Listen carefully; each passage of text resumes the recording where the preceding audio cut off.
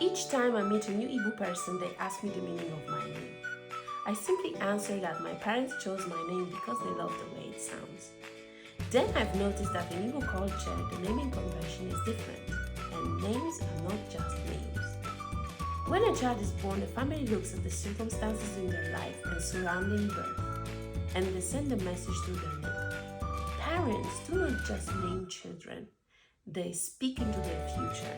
For example, names like Nkem Didim, may what is mine remain with me. Some names are pure faith.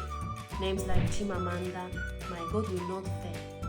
Other names reflect events happening in parents' lives around the time of birth. For example, Sochima, only God knows. But there's a pleasant twist. I noticed that some names actually celebrate parents. Names like Obinna, Father's Heart, or Ezinne, Amazing One. My husband's name is a prayer of thanksgiving, meaning God has blessed me. And you who's watching this, what is your name and what does it mean? Gịnị bụ afa gị?